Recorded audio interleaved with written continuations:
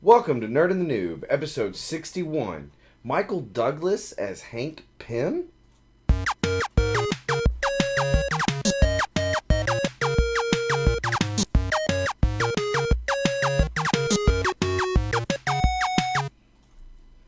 Hello! How are you guys doing this week? Welcome to Nerd and the Noob, episode 61. They didn't answer. You totally just... I was trying to do professional intro there. We don't do professional. Well, Otherwise, we might get more popular if we get more professional. I doubt that. Do I need to restart it again? No, I'm good. Now I'm a little irritated at you. My back's been hurting for the last 4 hours. Welcome back to Nerd and the Noob. My name is Greg. I will be your nerd today. And I am Michael. I'm your noob, and I'm frustrated now. And if you've never seen or listened to the show before, this is a place where you can come for anything nerdy, and we're willing to talk about it. Pretty much. Well, we would say anything, but there are several things that we just don't talk about anymore. Yeah, but when you've beaten a dead horse with a dead horse, you might as well just shoot the horse. Even in the South, that didn't make any sense. So, like you said, if you haven't been here before, this is just us sitting down, chilling out, talking together because we thought we'd have a little bit of fun. Let's start with the weekend recap. I played D&D today. Mm-hmm. That was all because I worked yesterday. I didn't do much of anything else. It was just very successful. I had to accomplish this puzzle that our dungeon master gave us. It was a word logic puzzle that took the group, which is about 3 of us, an hour. So an hour out of our D&D game, gone. For a effing puzzle. Me, I did nothing. I worked yesterday. Oh, we went out to dinner last night. Went and had Japanese, and today we watched Denver beat all over the Patriots. So that was good. Otherwise, I've been feeling every bit as old as I think I am sometimes. 47? Dude, I was literally just laying on the couch, and I turned one way, and the left side of my back just locked up. I ended up having to roll on the floor and get James to stretch me out. Like, he had to pull my arms and just pull. Damn near pull me across the floor to try and stretch my back out. Hurt so bad. So bad. So, and our producer's weekend recap was that the highlight of his weekend was going out to eat at Cheddar's, which... That may change depending on the outcome of the football game that's playing now. Fair enough. Fair enough. Anyway. You ready to go? I'm ready to go. All right. If you've never done the show before, we have our first segment, which is... The long box? Why did you point at me for that part? No. You are totally getting this whole thing up today. I am not in the mood for you to just screw everything up today. Thanks for that. What? I'm just saying, you looked at me for 2 words. Long box. It's a give and take, sir. No, it's not. We have the same voice. It's pretty much a give and give. I was trying to watch the show back the other day, and... Couldn't tell who was who? Couldn't tell who was who. The only thing that I could tell is I think I might have had a little bit of a lower tone, and yours was a little bit higher. That's the only thing I could tell. But I couldn't tell from one minute to the next who was which. Well, that shit happens. Anyways, if this is your first time listening to the show, welcome. This is the Long Box. And this is where we take roughly 3-4 stories, depending on what we find. And we try and discuss it at length. Sometimes we fail, sometimes we don't. If you watch this on YouTube, our new plan... Ooh, we should talk about that. We're attempting with the show... we were putting up on YouTube for almost the first whole, year, you could call it. And nobody was watching it because it was, an hour-long thing on YouTube, and nobody wanted to watch it. And so now Greg's going, and he's cutting it into sections. So you get to see the long box, the nerd list, the anything and everything. He's cutting these sections around to... So far, it's only the long box, comic of the week, noob versus, short box, and then an uncut version of the show. Right. Which is fine. If you want everything, you've got to watch the whole show, but the meat of the show is getting cut into sections. Right. So, like we said, this is the long box. First thing up in the long box is Michael Douglas has, for some unknown godly reason, been cast as Hank Pym. Which, we had a conversation about Ant-Man last week. Which apparently... We were completely wrong. No. We weren't completely. We were kind of close. No. I was straight up saying that, blah, blah, blah, blah. I can't think of his name right now. Paul Rudd would be Ant-Man, and someone else, like it would be him getting his stuff back from somebody else, and he would continue. But no, it's not the case. Michael Douglas is cast as an older Ant-Man, an older Hank Pym, and he's going to star opposite Paul Rudd, who is going to play the thieving Scott Lang. Who becomes Ant-Man. Yeah, but he's the thieving Ant-Man, which means, first of all, a lot of people's assumption was that Ant-Man and Hank Pym, that was going to become a character that they did, that they gave the Robert Downey Jr. treatment to. Mm-hmm. That was going to become the new smart guy, the guy who used all the tech. He may be in his movie, but I think that throws him out of the water for that. I'll actually argue the fact. So, first off, this is a story we found on comingsoon.net. Let me just read a little bit of it first, and then we'll yell at each other. Mm-hmm. It says, first from last night's Golden Globe win for his performance in Steven Spielberg's Behind the Candelabra, Michael Douglas has joined the cast of Marvel Studios' Ant-Man in the role of Hank Pym. Douglas will star opposite Paul Rudd, which we just talked about. Let's see. With Hank Pym's rich history in the Marvel Universe, we knew we needed an actor capable of bringing the weight and stature to the role that the character deserves. Kevin Feige went on to say, we felt incredibly relieved when Michael Douglas agreed to step into the part with the charm. Feige, I think. I heard it somewhere, and I think it's Feige. No. I think. We've been saying it wrong for a year. Feige? Feige, I believe. It's a horrible name. Relieved when Michael Douglas agreed to step into the part with the charm and fortitude he brings to every character he inhabits, and couldn't be more excited to see what he will do to bring Hank Pym to life. Alright, so here's where I argue what you were saying just a second ago. He's too old. First off, Michael Douglas is awesome. I agree. Okay, it's not giant star power because he's been more reserved in his roles over the last 10 years probably. So it's a nice mid range, but he's definitely not an unknown. Yeah. So that being said, anyone who's going at it with Catherine Zeta-Jones cannot be unknown. I think this could actually work. We've been talking over the last several months about somebody taking over the Tony Stark role. Yeah. The rich, the smart, genius level person. Well, we know that's not going to be Paul Rudd because that's not Scott Lang. Right. Scott Lang is not a genius per se. He's last comic I read, they portrayed him as a deadbeat dad who stole the suit so that he could rob places and get money for child support or something like that. It's the last thing I read. I don't remember what it was. Anyways, that being said, they can essentially accomplish two things with Ant-Man. Okay. They can get somebody who's in there who's got the knowledge, the experience with that world, because I'm sure they will show Hank Pym with the suit or somewhere along those lines, but he'll have the brains because he's a brilliant scientist. Right. Okay. But it's gonna be you're gonna have somebody else who can do the actiony stuff. It'll almost be like I'm trying to think of like a Batman Robin type thing. So you'll have the older, experienced veteran, then you'll have the young Scott Lang who is in trouble, gets the suit, and then kind of gets brought into the world of good.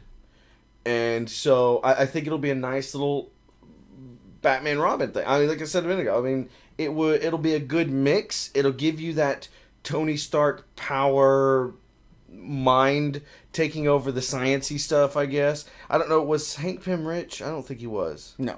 So either way, it's somebody that could take that mantle. Like, say they don't kill Iron Man and they just go, he's retiring, whatever. He spends a boatload of money and he sets up the Avengers in a building and gives the keys to Hank Pym and goes, it's yours, man. Have I'm fun completely with it. okay with that story, but what I mean, I think Douglas is too old. Just strictly speaking, I love him as an actor. He is too old to carry the series for the better part of 10 years as that tentpole, big name actor that Robert Downey Jr. became, which a lot of people assumed might be the Hank Pym character. Well, I mean, and that's what I'm saying. It's a good thing they're starting the way they're doing. If they're not going with Hank Pym, at least they could maybe bring it where Scott Lang kind of comes in and kind of starts to learn. But you gotta have that guy with the brains. So I don't know who that's gonna be at this point. No. It says the idea. This is back in the article. It says the idea that we have for adaptation is to actually involve both Hank Pym and Scott Lang. Wright told Superhero Hype some years ago in an interview that he confirmed this morning via Twitter is still accurate. So you actually do a prologue where you see Pym as Ant-Man in action in the 60s in sort of Tales to Astonish mode, basically. Mm-hmm. And then the contemporary sort of flash forward to Scott Lang's story and how he comes to acquire the suit, how he crosses paths with Henry Pym. I don't know why they go back and forth with that name. And then an interesting story of Machiavellian Way teams up with him. So, I mean, it's what I'm talking about. They're going to play them off of each other. I'm okay with that, but it completely blows out of the water the assumptions we all had for what Ant-Man would be. Although, Agamemnon in the chat says Bruce Banner has plenty of brains to be the brainy guy now that we have him. Right, one that we like. So maybe that is the case. Maybe he becomes the brainy guy, but he doesn't have the resource. Unless he starts working for S.H.I.E.L.D., he doesn't have the resources that Tony did. Well, and that's the other problem is nobody has the resources, Tony. Unless S.H.I.E.L.D. starts completely taking over the Avengers and you've got them supplying them with everything, then nobody's got that money. Yeah. None, as far as I can tell, nobody left in the Marvel universe has that kind of cash flow. I like that where he says you see him in the 60s. Mm-hmm. I think that'll be a cool thing to see that flashback. I just hope they don't do it like black and white. No, I don't think they will. I think it'll be like a period. What was that? Thing. Which one did that? Was that Captain America that started out that way? I mean... Oh, no, I'm sorry. I'm thinking of Wizard of Oz at the beginning of the new one. Wow, that's a weird jump. Captain America, it was Wizard of Oz? Well, I was thinking old movie. When they redid Wizard of Oz, it was all... Not redid, but it was all black at the beginning. I loved the fact with this story, we'll move on, but I love the fact with this story that it blew out what most people thought was happening. Yeah. And they're right. At no point did they say Paul Rudd was Hank Pym. They continually said Paul Rudd has been cast as Ant-Man. True that. Which eventually will turn into Giant Man. So that could be really cool. I've not read enough Ant-Man to know about all that stuff. But I do think this is an interesting thing for the cast. Like I said, Michael Douglas, you think he brings a Golden Globe winner. Do you think he brings the Sir Anthony Hopkins style gravitas? Do you have a word of the day calendar today? What is a word? It definitely is a word. And I'm pretty sure... I felt like he brought that to Thor. Yeah. Huh? He was Odin. Oh. Sorry. Who did you say? Anthony Hopkins. Did you say him? Yes. Sir Anthony Hopkins. I thought you said... Gravitas. I thought you said the guy who was Batman's butler. Michael Caine. Thank you. Michael Caine. So yeah, I think it's a good idea. I give it a thumbs up. I'm fine with it. If they do it right. I don't want to see. It makes me wonder who the next trilogy guy is. I don't want to see 20 minutes of the first movie of the Ant-Man movie being in like black and white and all grainy. Grainy. I want to see a normal movie. If they want to go back to the 60s, that's fine. I mean, they went back to World War. I'm going to show my unknowing. They went back to the Hitler time with Captain America, and they didn't have to do it in black and white to make it believable. Yeah. So, make it believable, but give it a good quality movie. Yeah. So. All right, moving on. Moving on. Moving on. Next story we got is we actually sent on Facebook something. We requested what stories there were. They may or may not end up in the long box. So we got one request, and it says a Magic the Gathering movie. This was requested by Wonderboy Dickinson on our Facebook page. And if you don't know the Facebook page, go to nerdandthenoob.com. This is from Superhero Hype. It says 20th Century Fox has today tapped an undisclosed number of lands to gather the collective mana necessary to summon a Magic the Gathering feature film. The Hollywood Reporter has the news, bringing word that the studio will adapt the popular collectible card game for the big screen. Simon Kinberg of X-Men First Class will provide the screenplay. Okay, all that aside, we're not going to give you a history lesson on Magic. It's like 2 paragraphs. We're not going to give a history lesson on Magic the Gathering. If you want to know what it is, go look it up.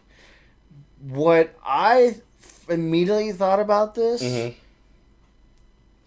is disaster. No. Because a really good because that's all this is. It's not sci-fi. It's pure fantasy. Right. Name the last great fantasy movie. Lord of the Rings. And how long ago was that? Depending on which one you discuss. I said great. The first Lord of the Rings. I don't think Lord of the Rings is great, but I'm gonna get slapped for that. I could fall asleep every time I try to watch it. Okay, fine. I'll give you the last what I consider to be great fantasy movie. Okay. Harry Potter. Pick one. Okay, so first of all, really? Lord of the Rings makes me go to sleep. Anyway, this is closer to Dungeons and Dragons than anything. Obviously, I don't know. I don't think you're right. I think it. I don't have a problem with this. I just worry that they're going to focus on the wrong aspect of the game or something. First of all, if this turns into like live action Yu-Gi-Oh, where they start. No. This I know exactly what you do with this. Imagine you're not. They're not making the card game into a movie. I know, I was being facetious. They're making the backstory into a movie. Yeah. You've got the Planeswalkers that each have one of 5 powers. I don't know all their names, but you've got the one that's got fire and the death. Well, I definitely know the person that should be here for this conversation, but I know. He wouldn't come on here. You got fire, you got death, you got water, you got... Oh, crap, I forgot the rest of them. There's green, earth, and another... Anyways, so you've got the Planeswalkers. I think that's what it turns into. I don't think it's a... They're not going to make a Yu-Gi-Oh type thing. I don't know if you can focus on it, because the Planeswalkers don't coexist. They fight. So you've got to have to make these movies, because there's going to be more than one. There's way too much history story-wise between books, comics, and the cards, the games themselves to only do one movie. Alright, that's fine, but you have to have someone who's closer to an everyman, to a regular person, and I don't know if there is that one central character that a lot of people can come up with that you could base this series around. I don't think you have one central. I mean, seriously. What do you want to see 5 movies and follow the 5? Yeah. Current. I think you start out like with the big name that it comes off the top of my head is Jace. I think he's the blue, the water. Yeah. He's the big popular one as far as I can tell. I think you start out with him because I mean, Magic, the game, the only difference is the different colors, which is just different skill sets. So you could start and just do Magic the Gathering and it be centered around Jace and his rise to a Planeswalker. Okay. And if that works, then at the end of that movie, you tease, I can't think of the fire one. What's her name?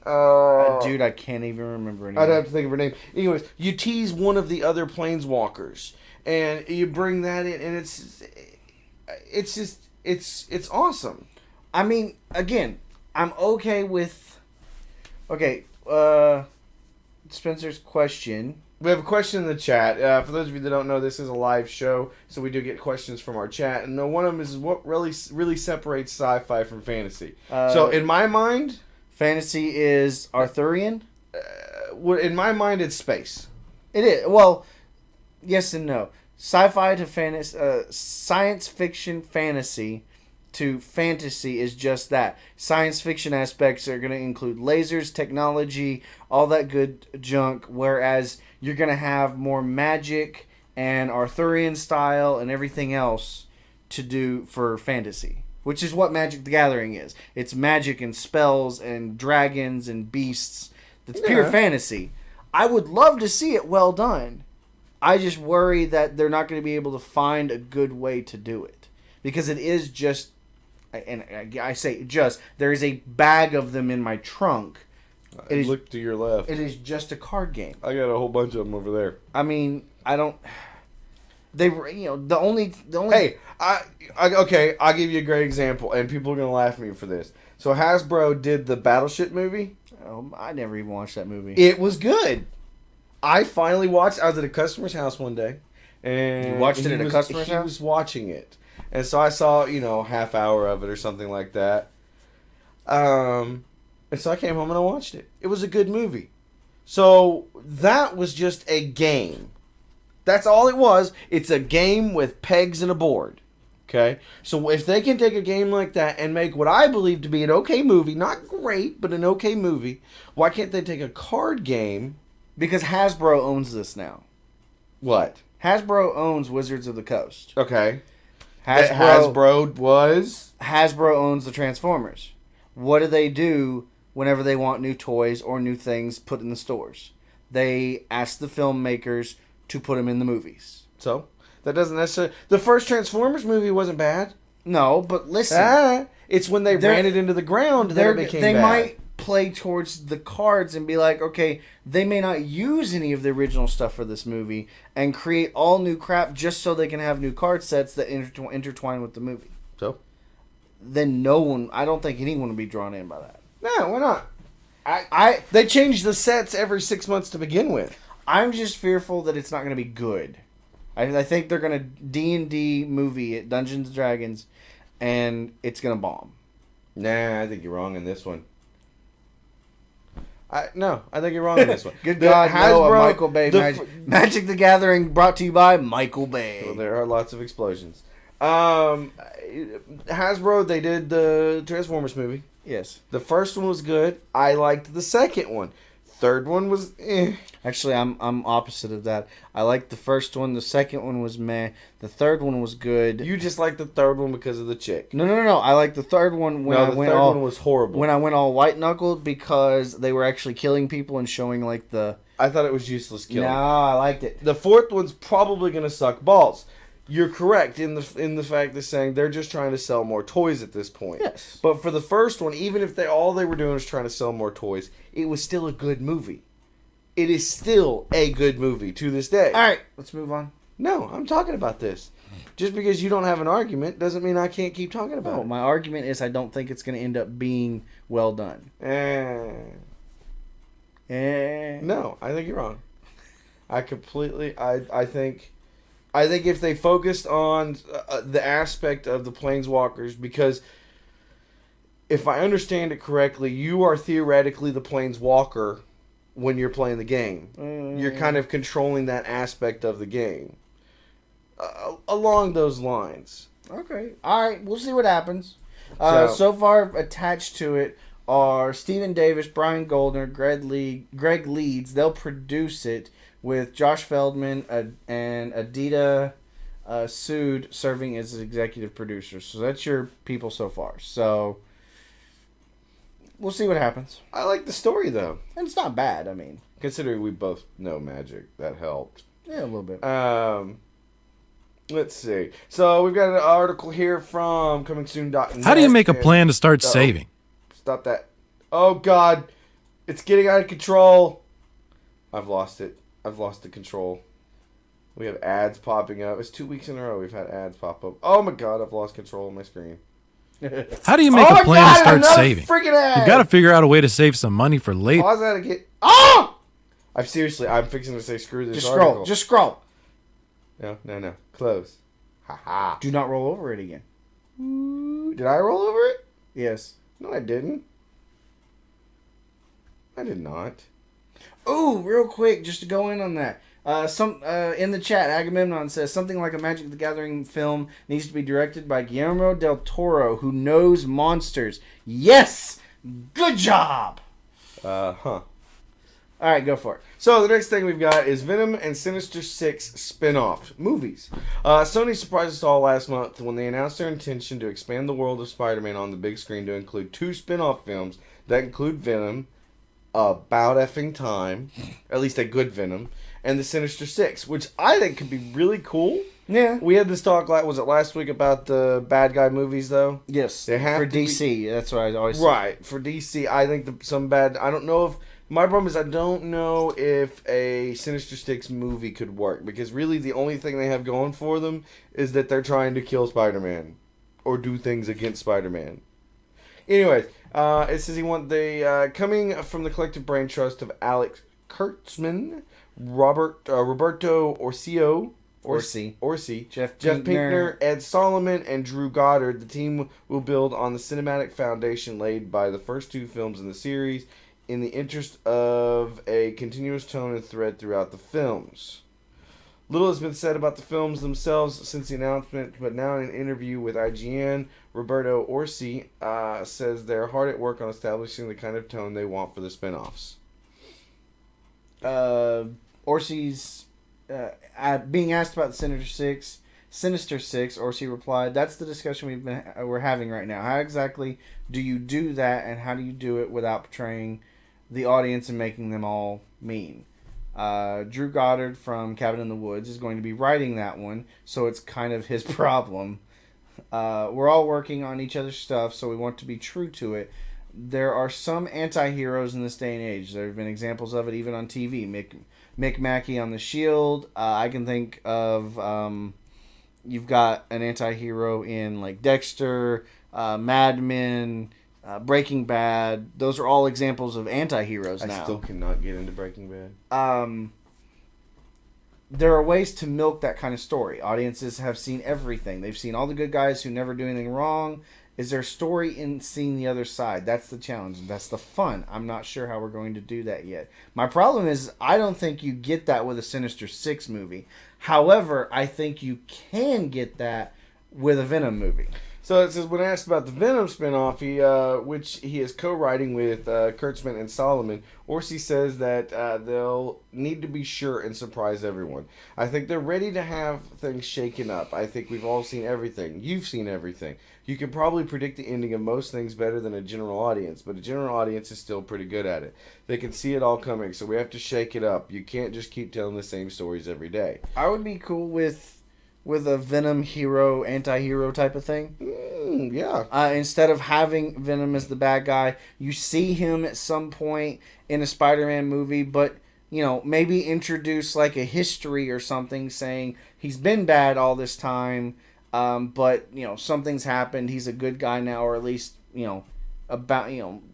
mercenary at least. He's not necessarily a good guy, but he's not working for the bad guys at the moment. Right. Something fans have noticed in the promotion for Spider-Man 2 is the importance of Oscorp to the origins of the film's villains, which Orci says will continue into the spin-offs. Oscorp plays an important part in how our villains get created, obviously in the first one. So because Peter becoming Spider-Man came out of that, rather than saying, and then this alien came from space, or whatever they're doing... human hybrid weird stuff at Oscorp, that's where Gwen Stacy works anyway as well. So the idea of it representing the good and the bad of science, that it can do great things, but it can also mess you up and do weird things and transform people. That's where you get, like, Scorpion was a prime example. They put him in a suit to directly fight Spider-Man, but then after so long, he couldn't come out of the suit. Right. So that's a science thing right there. I think Scorpion's due up. Scorpion would be a good one. It says, finally, when asked if The Amazing Spider-Man 4, currently dated for 2018, was actually a 4th entry into the franchise or a placeholder for one of these spin-offs, Orci replied, I think with Spider-Man 4, the intention is for it to be Spider-Man. So, going back to the actual part of this where we're talking about the Sinister Six. Who do you put in it? Because the picture we've got is, Chameleon, Sandman, Mysterio... I immediately put Mysterio in, just because He's been your favorite. He's been one of my favorite villains all time.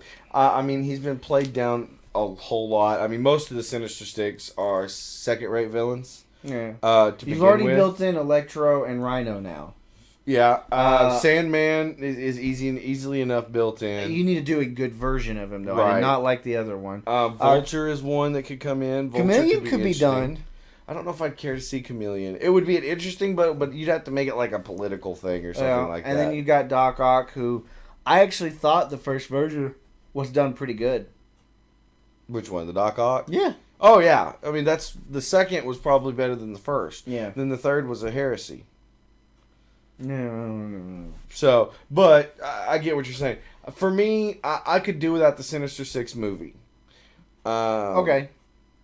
I think it would be neat to... I don't know if... See, the problem is that it becomes too many bad guys in a Spider-Man movie. But I don't know that I would care enough about... I think DC would have a better version of this in the Suicide Squad. It's Probably. villains turned goodish guys. I think the Marvel equivalent of bad guys doing good things is the Thunderbolts instead of the Sinister Six. But I think a Venom movie would be really nice. I think I think it's a good. You can tell a creation story with it. You can tell you can have him being a bad guy and a good guy if you wanted, because that role has been played out in the comic books.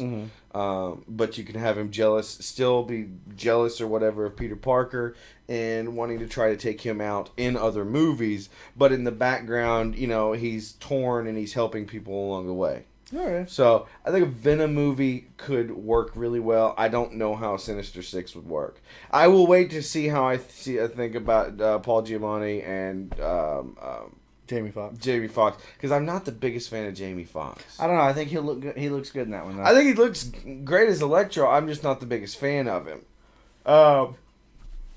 I'm still thrown off by having Paul Giamatti as Rhino. That one just threw me the heck off. So. All right. That is our long box for the day.